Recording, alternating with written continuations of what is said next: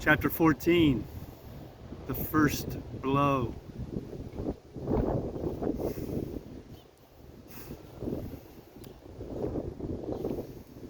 I was so pleased at having given the slip to Long John that I began to enjoy myself and look around me with some interest on the strange land that I was in. I had crossed a marshy tract full of willows, bulrushes, and odd, outlandish, swampy trees, and I had now come out upon the skirts of an open piece of undulating, sandy country, about a mile long, dotted with a few pines and a great number of contorted trees, not unlike the oak in growth, but pale in the foliage, like willows. On the far side of the open stood one of the hills, with two quaint, craggy peaks shining vividly in the sun. I now felt for the first time the joy of exploration. The isle was uninhabited. My shipmates I had left behind, and nothing lived in the front of me but dumb brutes and fowls. I turned hither and thither among the trees. Here and there were flowering plants unknown to me.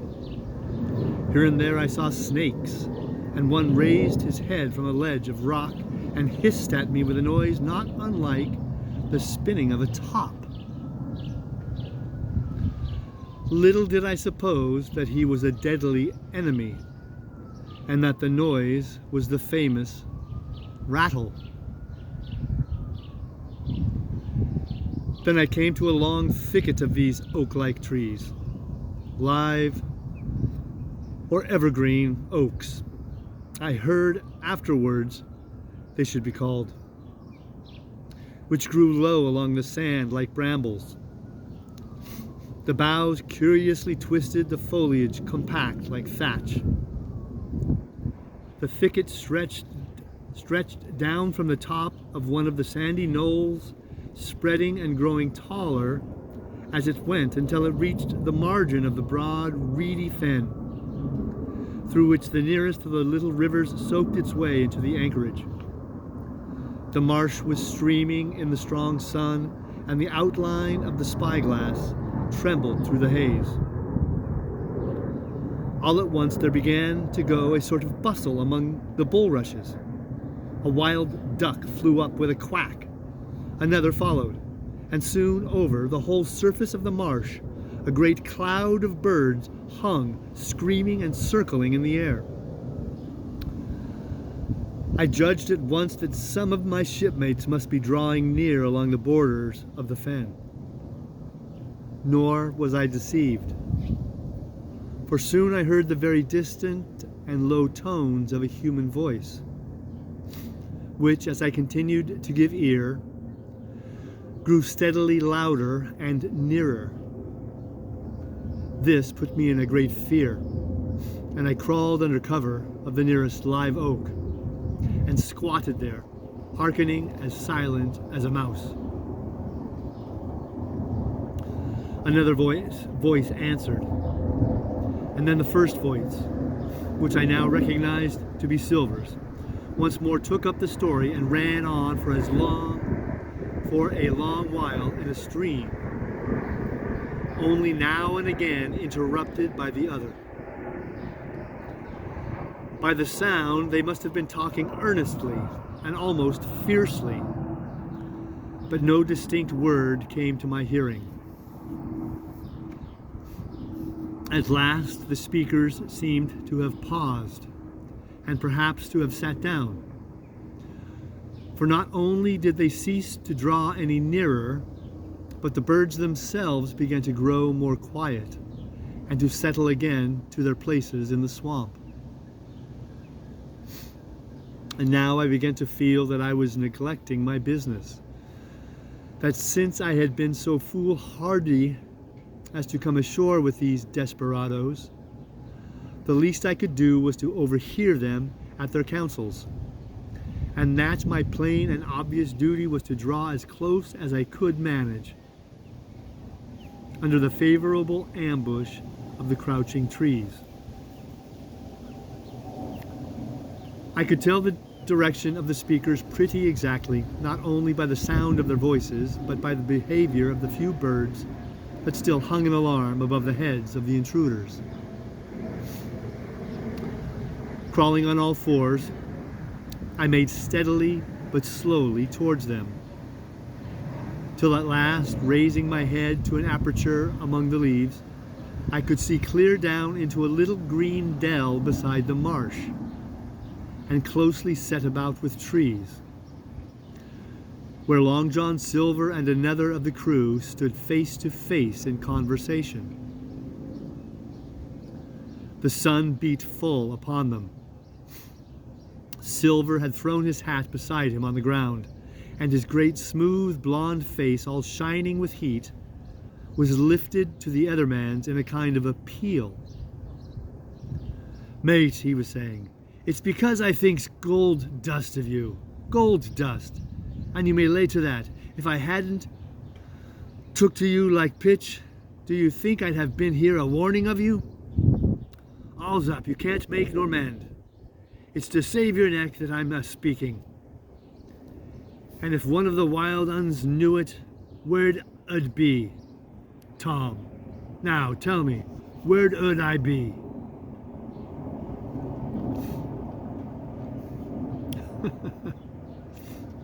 It's spelled UD, I think, is actually the word would for us in modern times. "Where would I be?" "Silver," said the other man, and I observed he was not only red in the face, but spoke as hoarse as a crow, and his voice shook too, like a taut rope. "Silver," says he, "you're old and you're honest, or has the name for it, and you've money too, which lots of poor sailors hasn't, and you're brave, or I'm mistook. And will you tell me you'll let yourself be led away with that kind of a mess of swabs? Not you. As sure as God sees me, I'd sooner lose my hand if I turn again my duty." And then all of a sudden he was interrupted by a noise. I had found one of the honest hands. Well, here, at that same moment, came news of another. Far away out in the marsh there arose all of a sudden a sound like the cry of anger, then another on the back of it, and then one horrid, long-drawn scream. The rocks of the spyglass re-echoed it a score of times. The whole troop of marsh birds rose again, darkening heaven. With a simultaneous whir, and long after that death yell was ringing in my brain, silence had re-established its empire, and only the rustle of the redescending birds and the boom of the distant surges disturbed the languor of the afternoon. Tom had leaped at the sound, like a horse at the spur, but Silver had not winked an eye. He stood where he was, resting lightly on his crutch, watching his companion like a snake about to spring. "John," said the sailor, stretching out his hand. "Hands off!"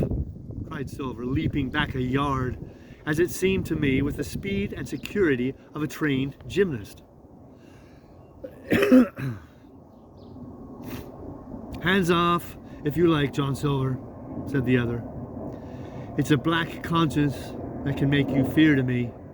But in heaven's name, tell me, what was that?" "That?" returned Silver, smiling away, but warier than ever. His eye a mere pinpoint on his big face, but gleaming like a crumb of glass. "That? Oh, I reckon that'll be Alan." And at this, poor Tom flashed out like a hero. "Alan!" he cried. "Then rest his soul for a true seaman. And as for you, John Silver, long you've been a mate of mine, but you're mate of mine no more. If I die like a dog, I'll die in my duty. You've killed Alan, have you? Kill me too, if you can. But I defies you. And with that, this brave fellow turned his back directly on the cook and set off walking for the beach. But he was not destined to go far. With a cry, John seized the branch of a tree, whipped the crutch out of his armpit, and sent that uncouth missile hurtling through the air.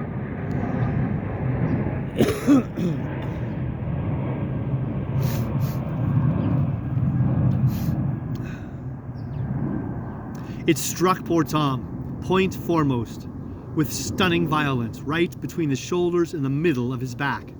His hands flew up. He gave a sort of gasp and fell. Whether he were injured much or little, none could ever tell. Like enough to judge from the sound, his back was broken on the spot. But he had no time given him to recover. Silver, agile as a monkey, even without crutch or leg, was on top of him next moment, and had twice buried his knife up to the hilt in that defenseless body. From my place of ambush, I could hear him pant aloud as he struck the blows. I do not know what it rightly is to faint, but I do know that for the next little while the whole world swam away from before me in a whirling mist. Silver and the birds and the tall spyglass hilltop going round and topsy-turvy before my eyes, and all manner of bells ringing and distant voices shouting in my ear. When I came again to myself, the monster had pulled himself together, his crutch under his arm, his hat upon his head. Just before him, Tom lay motionless upon the sward. But the murderer minded him not a whit, cleansing his blood-stained knife the while upon a wisp of grass. Everything else was unchanged.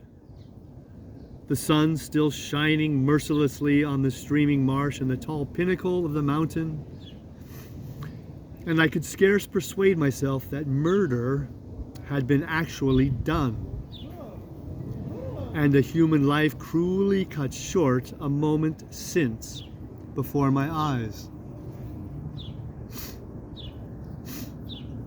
But now John put his hand into his pocket, brought out a whistle, and blew upon it several modulated blasts that rang far across the heated air.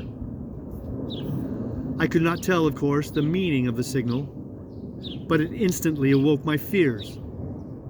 More men would be coming. I might be discovered. They had already slain 2 of the honest people. After Tom and Alan, might not I come next? Instantly, I began to extricate myself and crawl back again, with what speed and silence I could manage, to the more open portion of the wood. As I did so, I could hear hails coming and going between the old buccaneer and his comrades, and the sound of danger lent me wings. As soon as I was clear of the thicket, I ran as I never ran before, scarce minding the direction of my flight, so long as it led me away from the murderers. And as I ran, fear grew and grew upon me, until it turned into a kind of frenzy. Indeed, could anyone be more entirely lost than I? When the gun fired, how should I dare to go down to the boats among those fiends still smoking from their crime? Would not the first of them, who saw me, wring my neck like a snipe's? Would not my absence itself be an evidence of them to them of my alarm, and therefore of my fatal knowledge? It was all over, I thought. Goodbye to the Hispaniola. Goodbye to the squire, the doctor, and the captain. There was nothing left for me but death by starvation, or death by the hands of the mutineers. All this while, as I say, I was still running, and without taking any notice, I had drawn near to the foot of the little hill with the two peaks, and had got into a part of the island where the live oaks grew more widely apart, and seemed more like forest trees in their bearing and dimensions. Mingled with these were a few scattered pines, some 50, some near 70 feet high. The air, too, smelt more freshly than down beside the marsh. And here, a fresh alarm brought me to a standstill with a thumping heart.